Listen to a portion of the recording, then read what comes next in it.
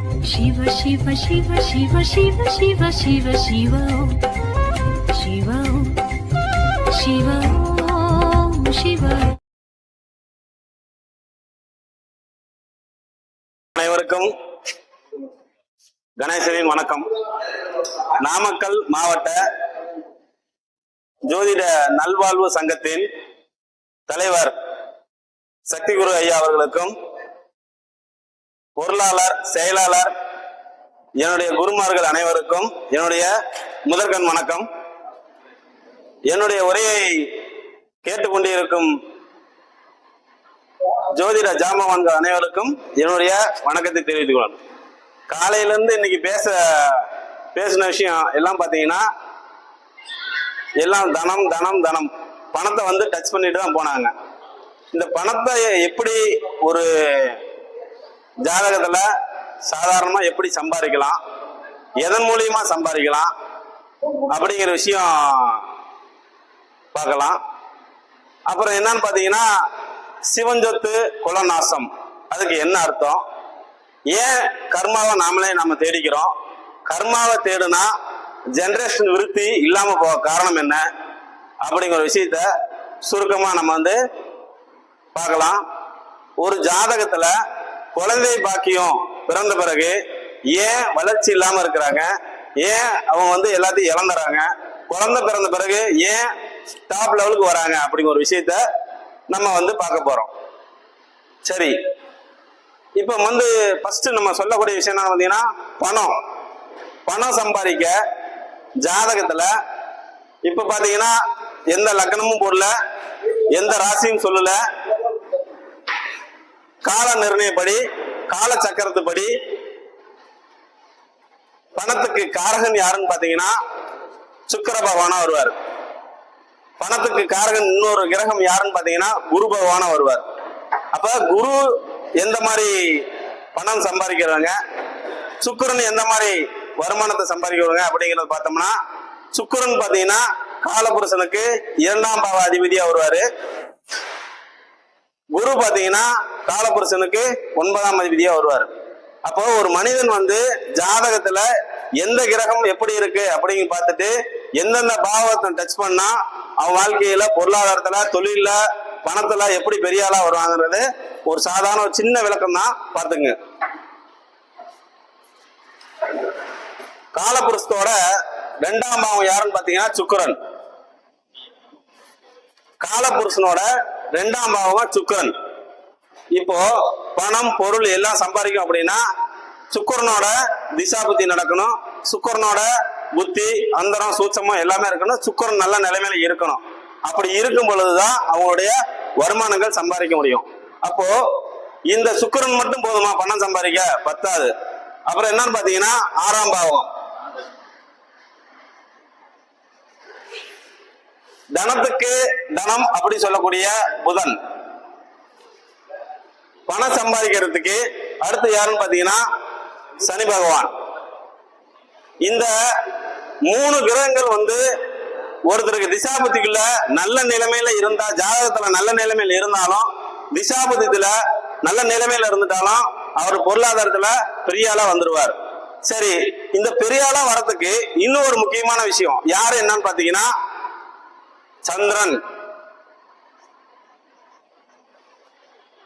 சுக்கிரன், புதன், சனி, இந்த 3 கிரகம் மட்டும்தான் ஒரு மனிதனை பணம் சம்பாதிக்க வைக்கக்கூடிய கிரகம்.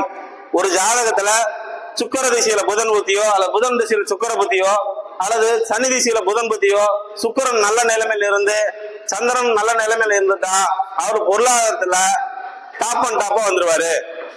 பாவகம் பாத்தீங்கன்னா 2ஆம் பாவம், 6ஆம் பாவம், 10ஆம் பாவம் பிளஸ் சந்திரன். இந்த பொருளாதாரத்துல இந்த 3 கிரகமும் டச் ஆகாம ஒருத்தர் வந்து சம்பாதிக்க முடியாது. அப்ப ஒருவேளை இந்த மாதிரி கிரக அமைப்பு இருந்துட்டா சம்பாதிக்கலாம். சரி சார், சந்திர திசை நடக்குது, காலபுருஷ ஏன் சந்திர திசையில அதாவது பாத்தீங்கன்னா சுக்கிர திசை நடக்குது, சுக்கிர திசை மட்டும் சம்பாதிச்சிருவாரா? முடியாது. ஏன்? சுக்கிரன் வந்து சுக்கிரனுக்கு 6ஆம் வரனால சுக்கிர திசை கொடுத்து புடிங்கும். எப்படி புடுங்கும்? சுக்கிரனுக்கு புதன் எத்தனை வராருங்க? சக்தி சார், சுக்கிரனுக்கு புதன் எத்தனாவது வருங்க? 2ஆம் பாவம். புதனுக்கு சுக்கிரன் 12ஆவதுங்க. அப்போ புதன் திசை எல்லாத்தையுமே ஆசைகள் அதிகமா காட்டி 3ஆம் இடம் தான். இப்ப காலையில இருந்து பேசிட்டு இருந்தோம் லாட்டரி சீட்டு இந்த மாதிரி பாத்தீங்கன்னா, இந்த மாதிரி ஆசைகள் 3ஆம் இடம் ஆசைகள் அதிக அவங்க ஏற்படுத்தி புதன் வந்து சுக்கிர திசை சுக்கிர புத்தி சுக்கிரன் அந்தரம் நடக்கும் போதெல்லாம் ஆசைகள் அதிகமா காட்டி அவரே அழிச்சு போயிடுவார். அவரே சம்பாதிக்கிறது அவரே அழிச்சிருவார். அப்புறம் என்னன்னு பாத்தீங்கன்னா, அடுத்தது ஒரு முக்கியமான விஷயம், குரு திசை குரு திசை குரு திசைங்கிறோம். அப்ப இந்த குரு திசையில குரு வந்து பணத்துக்கு யாருன்னு பாத்தீங்கன்னா 5ஆம், அதாவது குரு வந்து பாத்தீங்கன்னா கோடிக்கு அதிபதி, சுக்கிரன் வந்து லட்சத்துக்கு அதிபதி. அப்ப குரு வந்து இந்த தன பாவத்துக்கு எத்தனை வராரு பாருங்க, 8ஆவது வராரு. ஜாதகத்துல சுக்கிர திசையில குரு புத்தி நடந்தாலோ அல்லது குரு திசையில சுக்கிர புத்தி நடந்தாலோ பணத்தை எல்லாம் இழந்து விடுவார். சுக்கிர திசையில குரு புத்தி நடந்தா ஏன் குரு சுக்கிரம் ஏன் சேரக்கூடாதுன்னு சொல்றாங்க? குரு திசையில அப்படி என்ன சேர்ந்தா மைனஸ் ஆயிரும் அப்படின்னு பாத்தீங்கன்னா இதெல்லாமே வந்து இழந்துருவார். அப்போ ஒருத்தருக்கு வந்து என்ன பாத்தீங்கன்னா, இந்த 3 கிரகத்தோட குரு சேரக்கூடாது. அதாவது சுக்கிரன் பிளஸ் புதன் பிளஸ் சனி பிளஸ் சந்திரன் சேர்ந்தா நன்மை. இவரோட வந்து மைனஸ்ல வந்து குரு சேர்ந்துட்டா எல்லாமே க்ளோஸ் பண்ணிட்டு போயிடுவார். அப்ப நீங்க எந்த ஜாதகம் போடல, எந்த லக்னமும் நான் போடல, நீங்க அதுக்கப்புறம் சுபர் அசுபர்ல எடுத்துக்கங்க. அதுக்கப்புறம் திசா பத்தி அவங்களோட பாவகம் நல்ல வலிமையா இருந்தா நீங்க பலன் சொல்லிக்கலாம் அதை பார்த்து. ஆனா இது வந்து பேசிக் ரூல் தெரிஞ்சுக்கணும். சுக்கிரன் புதன் சனியோட சந்திரன் சேர்ந்துட்டா எந்த மாதிரி இவங்க எல்லாம், ஒருவேளை சுக்கிர திசை நடக்குது, அவர் எப்படி பணத்தை தக்க வச்சுக்கிறது அப்படின்னு பாத்தீங்கன்னா 4ஆம் இடம் சொல்லக்கூடிய சொத்து வீடு வண்டி வாகனம் இதெல்லாம் வந்து சேஃப்டி பண்ணிக்கணும். இல்லைன்னா கொடுத்து பிடிக்கிட்டு போயிடுவார். தனபாவத்தை பத்தி ஒரு ஓரலான விஷயம். அப்போ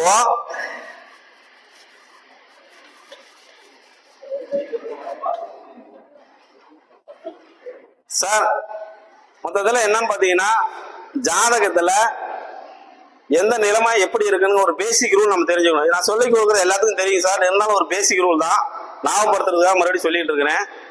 ஜாதகத்துல ஒருத்தருக்கு ஜெனரேஷன் அப்படின்னு ஒண்ணு வரும்போது, ஏன் நம்ம குழந்தைகளுக்கு குழந்தை இல்லை, ஏன் நமக்கு குழந்தை பிறகுது, ஏன் குழந்தை பிறந்த பிறகு ஏன் கஷ்டப்படுறோம், ஏன் குழந்தை பிறந்த பிறகு இடம் வாங்கணும் வீடு வாங்கணும் நல்ல பஸ் காரெல்லாம் வாங்கியிருக்கோம் அப்படிங்கிற விஷயம் எல்லாம் பாத்தீங்கன்னா எந்தெந்த பாவத்துக்கு எந்த லக்னத்துக்கு 12 லக்னத்துக்குமே சொல்லிடுறேன். 12 லக்னத்துக்கும் குழந்தை பிறந்தா என்ன நடக்கும் அப்படிங்கிற ஒரு ஓரலான விஷயம் தான். இது எல்லாத்துக்கும் தெரிஞ்சிருக்கலாம், இருந்தாலும் ஒரு முறை நான் சொல்லிடுறேன். குழந்தை பாவகம் அப்படின்னு பாத்தீங்கன்னா எத்தனாம் பாவம் சார்? 5.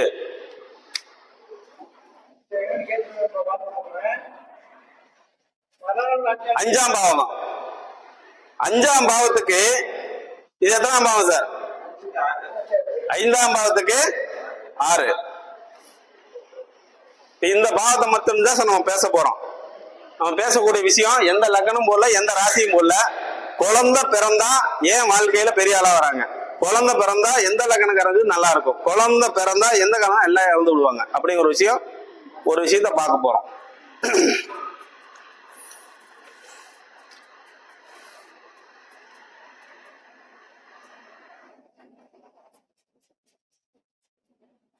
சார் கர்மம் எத்தனாம் பாவம் சார்? காலபுருஷனுக்கு 10ஆம் பாவம். அப்போ 10ஆம் பாவத்துல லக்னத்துக்கு 10ஆம் பாவம்னா என்ன பாவகம்? தொழில் பாவகம். அப்போ நம்ம கர்மாவை நம்ம பிள்ளைக்கு சேர்த்தணும் அப்படின்னா தொழில ஃபர்ஸ்ட் நேர்மையா இருக்கணும். எந்த தொழில் செஞ்சாலும் நேர்மையா இருக்கணும். ஏன் நம்ம குழந்தைக்கு எந்த மாதிரி கர்மாவை சேர்த்து வைக்கணும், அதுக்கப்புறம் எந்தெந்த ஏன் குழந்தை பிறந்தாலும் இந்த நாள் ஆச்சுங்கிறது பாருங்க.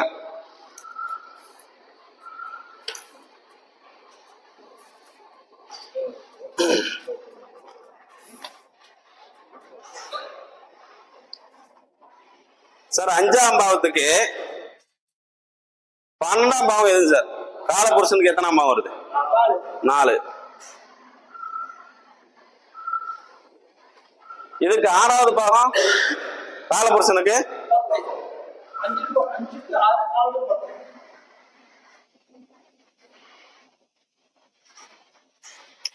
4. அஞ்சாம் பாவத்துக்கு காலபுருஷன் 12ஆம் பாவம், 8ஆம் பாவம் வந்து காலபுருஷனுக்கு 12. அஞ்சாம் பாவத்துக்கு 3ஆம் பாவம் காலபுருஷனுக்கு 7.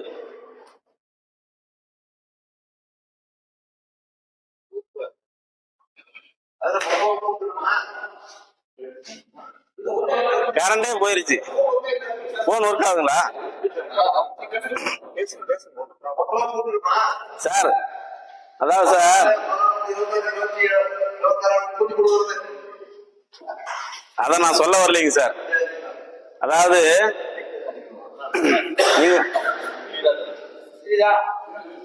மொத்த டோட்டல் என்ன சார் வந்துச்சு? 33. அதை பத்தி நான் பேச இல்லை. ஏன்னா உங்களுக்கு வந்து அது எண்ணிக்கையில பாத்தீங்கன்னா 33ங்கிறது குரு பிளஸ் சுக்கிரனா வரும். அதை பத்தி நான் பேச வரல.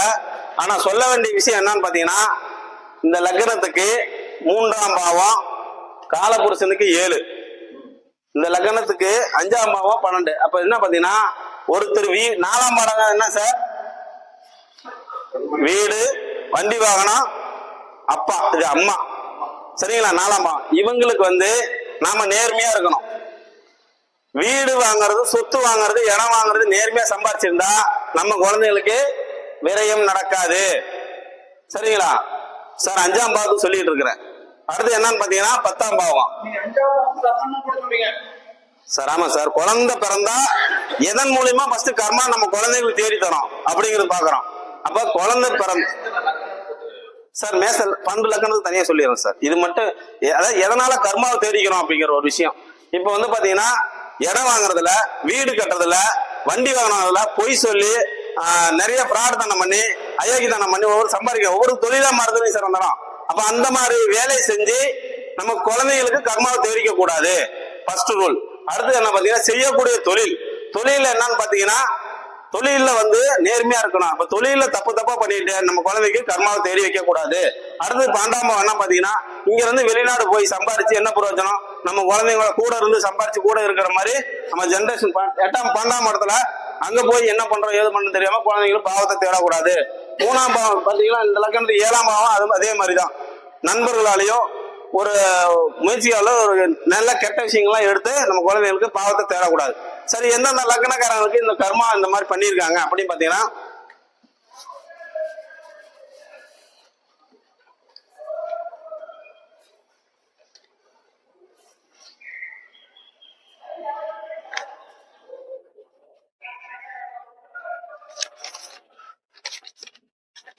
ஒண்ணு இல்ல சார், இந்த 1, 5, 9 இந்த பாவங்களோட அதிபதி யாருன்னு பாத்தீங்கன்னா குரு, சூரியன், செவ்வாய், இவங்க 3 பேர் தான் வருவாங்க.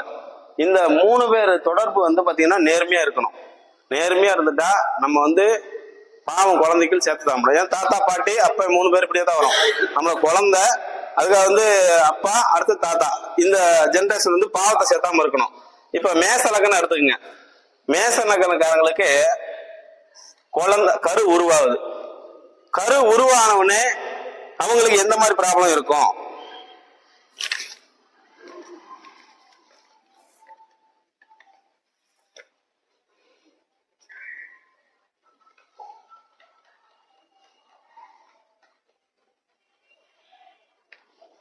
சார் இந்த பாவத்துக்கு இது எத்தனாம் பாவம் சார்? இப்ப இந்த இதை மட்டும் நம்ம இப்ப அதிகம் எடுத்துக்கிறோம்.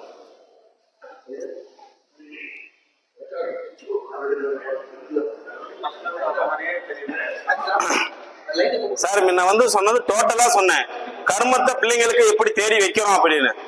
இப்ப நான் சொல்லக்கூடியது ஒவ்வொரு லக்னக்காரங்களுக்கு எது மைனஸ் எது பிளஸ் குழந்தை பிறந்த பிறகு. சார் புரியுதா இல்லையா சார்? மேச லக்னத்துக்கு குழந்தை கரு உருவாயிட்டா எது மைனஸ் எது பிளஸ் பாத்துக்குங்க. இந்த லக்னத்துக்கு குழந்தைன்னு ஒண்ணு உருவாயிட்டா இது மைனஸா போயிரும் சார். சார் இது மைனஸா போயிரும் சார். ஏன் அப்படின்னு பாத்தீங்கன்னா, குழந்தை பிறந்த பிறகு அவங்க வந்து 3 நட்சத்திரங்கள்ல எந்த நட்சத்திரம் இருந்தாலும் சரி, சூரியனோட நட்சத்திரத்துல பிறந்திருந்தா, அதாவது ஐப்பசி மாசம் பிறந்தாலும் சரிங்க, இந்த நட்சத்திர நாள் நடந்து சூரிய திசை நடந்தாலோ அல்லது குழந்தை கரு உருவாகி குழந்தை வெளிவரங்களை வரும் பொழுது இப்போ சூரியன் இங்க உச்சமா போறாருங்களா, இங்க நீசமா போறாருங்களா, இது ஆட்சி வீடு. அப்போ குழந்தை உருவான பிறகு ஜாதகம் சூப்பரா ஜாலியா இருப்பாரு, அவருக்கு நல்லா இருக்கும். ஆனா மனைவிங்க ஒரு இடத்துல வந்து குழந்தை கரு உருவாகி வெளியே, குழந்தை பிறந்து வெளியே வந்த பிறகு மேசலக்கணக்காரங்க குழந்தை பிறந்த பிறகு சண்டை சச்சரவு பிரச்சனையில 2 பேரும் விட்டு விலகி இருப்பாங்க. மைனஸான விஷயம் சார். நான் மைனஸ் மட்டும் சொல்றேன், பிளஸ் மற்ற எல்லாமே ஓரளவுக்கு நல்லா இருக்கும். ரிஷப லக்னக்காரங்களுக்கு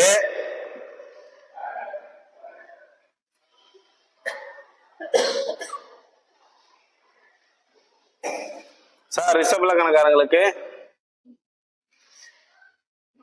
குழந்தை கரு உருவான பிறகு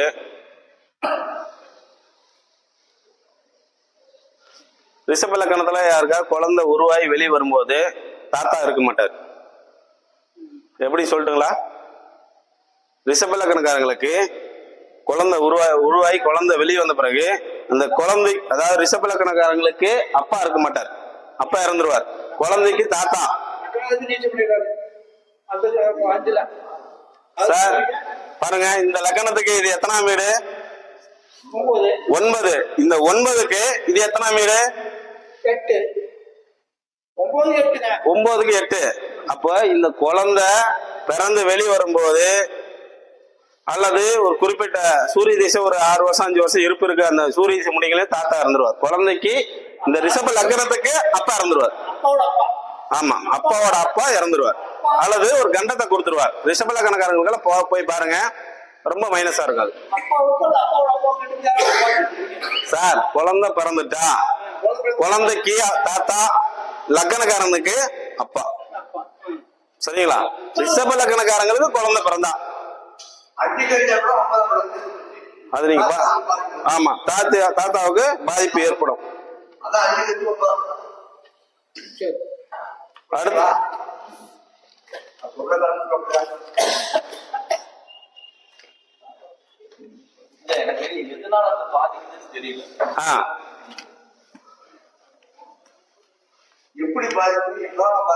சார், இது குழந்தை பாவமா சார்? அதான் சார், ரிஷப லக்னத்துக்கு காலபுருஷனுக்கு 5 சார், காலபுருஷனுக்கு 5. இப்ப இவங்களுக்கு வந்து பாத்தீங்கன்னா இது 10 வரும். ரிஷப லக்னத்துக்கு காலபுருஷனுக்கு 10. கர்மா இங்கதான். ரிஷப லக்னக்காரருக்கு அப்பா, அப்பாவுக்கு இந்த இடம் பாத்தீங்கன்னா 8 வரும், ஆயுள் ஸ்தானம். அப்ப இந்த ஆயுள் ஸ்தானம் இந்த ரிஷப லக்னக்காரங்களுக்கு கரு தரிக்கும் பொழுது கரு தரிச்ச உடனே தாத்தாவுக்கு பிரச்சனை கொடுத்துரும். அப்போ வெளியே வந்த பிறகு சூரிய திசையோ சூரியனோட இந்த நட்சத்திரத்தை பிறந்தாலோ, அவங்களுக்கு ஒருவேளை ஐப்பசி மாசமே பிறந்தாலோ உடனே தாத்தாவை தூக்கிடும். சார், மிதுன லக்னம்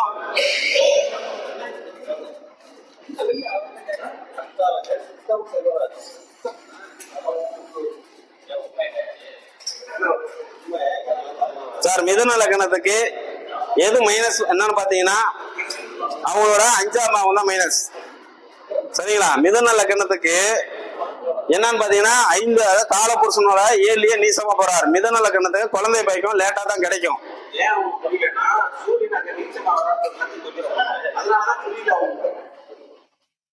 சார், இப்ப புரியுதுங்களா? அதாவது மிதுன லக்னத்துக்கு காலபுருஷன் 5 கூடிய சூரியன், அந்த சூரியன் எங்க போய் நீசமா போறாரு? 5ஆம் பாவத்திலே நீசமா போறார். அதனால இங்க வந்து சூரியன் வந்து இங்க இருந்தாலோ அல்லது நீசமா போனாலோ அல்லது வந்து இங்க இருக்கிற கிரகத்தோட சாரம் வாங்கி நீச சாரம் வாங்கியிருந்தாலோ இவருக்கு வந்து குழந்தை பாக்கியம் ரேர், லேட் ஆகும். கிடைக்கும், ஆனா தாமதம், லேட் ஆகும். மிதுன லக்னத்துக்கு மைனஸ் மட்டும் நான் சொல்லிட்டு வரேன்.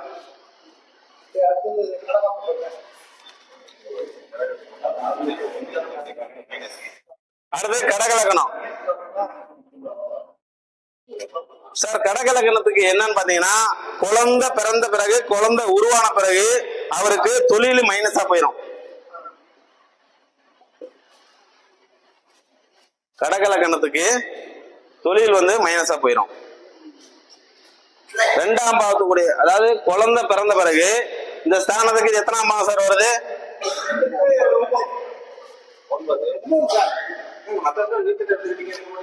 சார் சார் சொல்றேன் இருங்க. இந்த இடத்துல எந்த கிரகம் நீசமா போகணும் பாருங்க. சனி வந்து தொழில் காரகனா? அப்ப தொழில்காரங்க நீசமா போயிடுவார். அது வந்து சூட்சமத்தை உள்ள வச்சிருக்காங்க. நான் சூரியனை வச்சு மட்டும் தான் பலன் சொல்றேன். நான் என்ன சொல்றேன், குழந்தை கரு உருவாயிட்டா தொழில் இல்லாம போயிடும், அவருக்கு தொழில் மைனஸா போயிடும். சார் புரியல, இன்னொரு வீடியோ போட்டு பாருங்க, தெளிவா புரியும். அடுத்தது சிம்ம லக்னம். சார் சிம்ம லக்னத்துக்கு 3ஆம் இடம் பாதிப்பு அதிகம் வருது. 3ஆம் இடம் 3ஆம் இடம்னா தைரியம், வீரியம் எல்லாமே நீங்க எடுத்துக்கலாம். அது எல்லாமே அவருக்கு மைனஸா போயிடும். குழந்தை பிறந்துட்டா 3ஆம் பாவம் அவருக்கு அவுட்டு. ஆமா, குழந்தை பிறந்து வெளியே வந்தோன்னா குழந்தை வளர வளர ஒரு 3ஆம் பாவம் எது எது முயற்சி பண்றாரோ தொழில் போயிடும் சொல்ல சார். தொழில் மைனஸ் ஆயிரும். மைனஸ் சார், உத்தியோகங்கிறது வேற. அவரு செய்யறத சொந்த தொழில் செஞ்சால் அவ்வளவுதான். தொழில முன்னேற்றம் இருக்கா சார். வருமானம், அதாவது தொழில் செஞ்சாதான் ஒருத்தர் வருமானம், அது மைனஸ் பண்ணிடுவார். தொழில்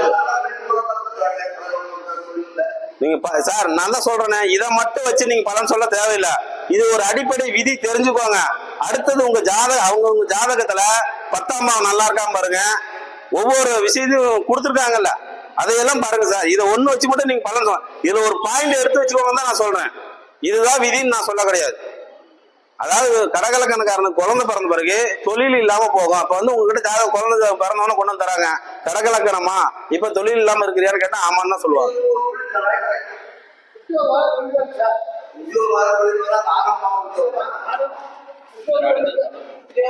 சார் அடுத்தது கன்னி லக்னம். சார் சார் கன்னி லக்னத்துக்கு என்னன்னு பாத்தீங்கன்னா 2ஆம் பாவம் அவுட்டுங்க சார். 2ஆம் பாவம் மைனஸா இருக்கும். குடும்பத்துல பிரச்சனை, சண்டை சச்சரவு அதிகமாயிரும். கன்னியா லக்னத்துக்காரன் குழந்தை பிறந்த பிறகு ஆமா அவரோட பேச்சு வார்த்தையெல்லாம் கரெக்டா வச்சுக்கணும். 2ஆம் பாவம் கண்ணு சார். நான் ஒரு காரணத்துக்கு சொல்ல, அதுல உள்ள 2ஆம் பாவம் அப்படின்னா 2ஆம் பாவம் உள்ள காரணத்துக்கு எல்லாம் எடுத்துங்க. பேசுறது அந்த மாதிரி குழந்தை பிறகு அவன் கொஞ்சம் ஹெட் பைட்டா பேசுறது. ஏன்னா 8ஆம் பாவம் உச்சமா போயிடும். அப்போ இவனுக்கு எல்லாமே ஆயுள் நல்லா இருக்கும். பேச்சு குடும்பம் கொஞ்சம் பிரிஞ்சு இருக்கும். சண்டை சச்சரவு எல்லாம் வீணா போய் பேசுறது இதெல்லாமே கன்னி லக்னக்காரன் குழந்தை பிறந்த பிறகு ஆட்டோமேட்டிக்கா உருவாக்குவார். சார் அதாவது சூரியனை வச்சுதான் நீங்க பலன் எடுக்கணும், சரிங்களா? அடுத்தது என்னன்னு பாத்தீங்கன்னா, இதை பிளஸ் எல்லாம் சொன்னா இன்னும் 1 மணி நேரம், மைனஸ் சொல்றதுக்கு இத்தனை விளக்கம் கேட்கிறாரு. இன்னும் பிளஸ் எல்லாம் சொன்னீங்கன்னா ஆமா இல்ல. அடுத்து துலாம் லக்னம். சார் துலாம் லக்னத்துக்கு பாத்தீங்கன்னா இந்த இடம் மைனஸா போயிடும். துலாம் லக்னத்துக்கு குழந்தை பிறந்துட்டா சரிங்களா, பாதகாதிபதி எங்க போய் உச்சமா வர்றாரு? 7ல உச்சமா வர்றாரு. அவர் ஜாதகத்துல இல்லைங்க சார். காலபுருஷனுக்கு இந்த லக்னத்துக்கு பாதகாதிபதி இங்க போய் உச்சமா பண்ணால குழந்தை பிறந்த பிறகு, அதாவது உங்களுக்கு வந்து சூரியன் ஒரு குழந்தை உருவாகும் பொழுது இந்த 6-8 பாவங்கள் உங்களுக்கு வேலை செய்யும். இந்த பாவத்துக்கு இது எத்தனாம் பாவம்? இந்த பாவத்துக்கு இது எத்தனாம் பாவம்?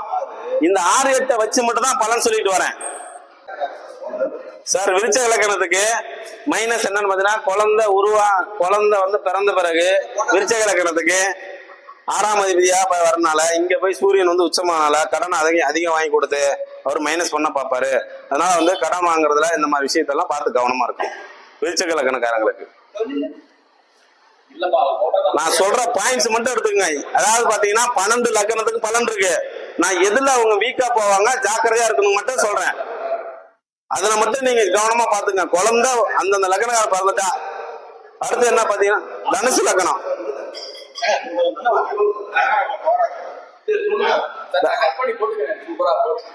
தனுசு லக்னக்காரங்களுக்கு குழந்தை உருவான பிறகு அவங்களுக்கு மைனஸ் சொல்லக்கூடிய 11ஆம் பாவகம் லாபஸ்தானம் அவங்களுக்கு அவுட் ஆயிரும், சரிங்களா?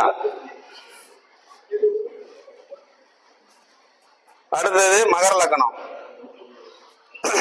மகர லக்னக்காரங்களுக்கு மைனஸ் சொல்லக்கூடிய 10ஆம் பாவம் அவுட்டா போயிடும். மகர லக்னத்துல மகர லக்னக்காரங்களுக்கு குழந்தைன்னு ஒண்ணு உருவான பிறகு 10ஆம் பாவம் அவுட் ஆயிரும். அதனால 10ல வந்து அவங்க வீக் ஆயிரும்.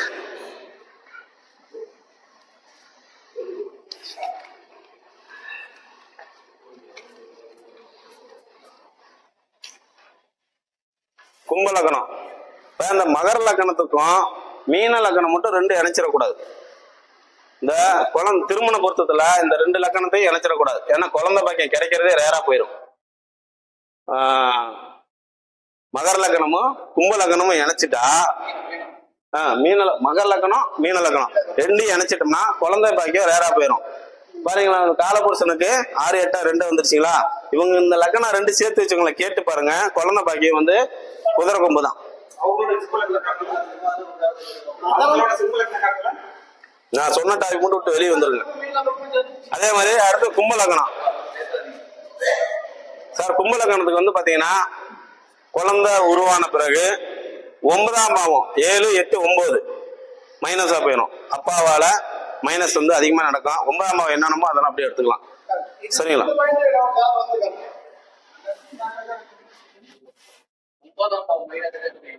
சார் அதாவது வந்து உறவு முறையை வந்து பாதிச்சிடும் சார். குழந்தை பிறந்து உருவான பிறகு நான் சொல்ற பாத்தீங்கன்னா அதிகம் வந்து உறவு முறை தான் பாதிக்கும் சார். இது வந்து கும்ப லக்னம் யாருன்னா இந்த லக்னத்துக்கு 9ஆம் பாவம் சார் உருவாயிருச்சுங்களா சார். குழந்தை உருவான பிறகு அப்பா, இவரோட அப்பா, ஜாதகரோட அப்பா, அப்பாவுக்கு வந்து 9ஆம் பாவம் அப்படிங்கிற ஒரு பிரச்சனையை கொடுத்துருவார். அதாவது குழந்தை வளர வளர அவர் இருக்க மாட்டாரு, ஒருவேளை அவருக்கு பிரச்சனை கொடுத்துரும். ஆமா, கும்ப லக்னக்காரங்களுக்கு பயனெல்லாம் போயிடும். அப்பாவோட உறவு முறை பயனெல்லாம் போயிடும். இருந்தாருன்னா பாத்தீங்கன்னா இப்ப இவர் வந்து தொழிலையோ ஒரு விஷயத்துல பெரிய ஆளா வந்திருக்காரு வச்சுங்களேன், இந்த குழந்தை பிறந்த பிறகு இவர் ஒண்ணு இல்லாம போயிடுவார். தாத்தா வந்து டவுன் ஆயிடுவார். இதுதான் சார் விஷயம். சொல்லுங்க. என்ன சொன்னீங்க? 5க்கு 6ஆம் 8ஆம் இடத்தை எடுத்துக்கிறேன்னு சொன்னீங்க. இப்ப நல்லா கவனிங்க. சிம்மத்துக்கு கும்பத்துக்கு 5க்கு 6ஆம் இடத்து தான் வருது. அப்ப இதைத்தானே எடுத்துக்கோங்க. இதுக்கு வந்து எல்லா பாதம் 5 தான் தொட்டுட்டு வரேன். இன்னும் புரியல உங்களுக்கு? புரியல.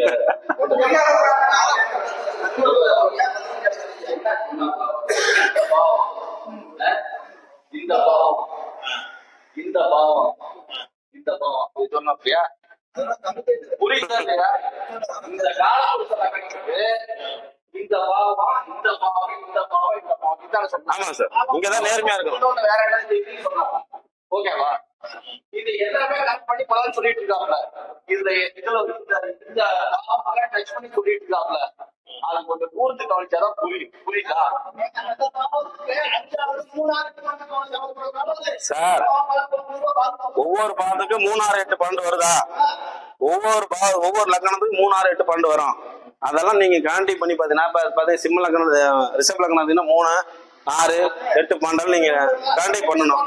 இந்த லக்னம் பாத்தீங்கன்னா அதே மாதிரி நீங்க காண்டி பண்ணணும். நீங்க அது புரியாது உங்களுக்கு சார்.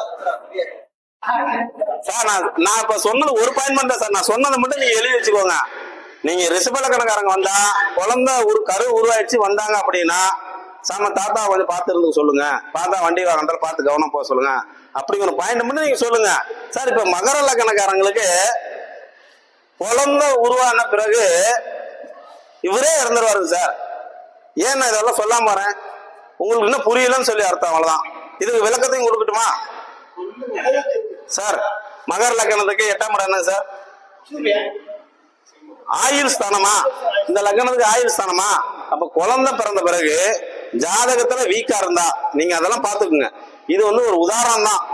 இந்த மாதிரி குழந்தை கரு உருவாயிருச்சுடா அப்பாவுக்கு ஆயுள் கண்டத்தை ஏற்படுத்துவார்.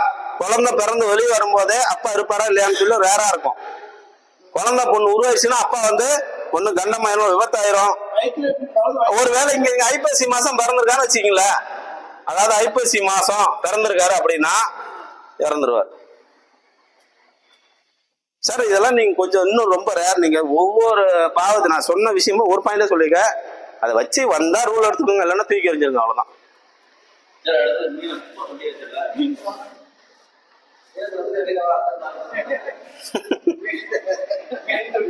சார் மீன லக்னக்காரங்களுக்கு குழந்தை உருவான பிறகு பாத்தீங்கன்னா 8ஆம் பாவம் சார். இங்க நீசமா போவோம் அப்படி. அப்ப குழந்தை உருவாயிருச்சு அப்படின்னா மீன லக்னக்காரருக்கு அதே பலன் தான். ஆயுள் வந்து கண்டத்தை ஏற்படுத்துவார். மகர லக்னமும் மீன லக்னமும் பாத்தீங்கன்னா குழந்தை கரு உருவாகுது அப்படின்னா பார்த்து கவனமா இருந்துக்கணும். ஒரு குறிப்பிட்ட தூரத்துக்கு வந்து நம்ம ஏதாவது என்ன சொல்ல வரேன்னா, காலபுருஷனுக்கு வந்து பாத்தீங்கன்னா இல்ல சார், எல்லாமே விதியில தான் சொல்லியிருக்கிறேன்.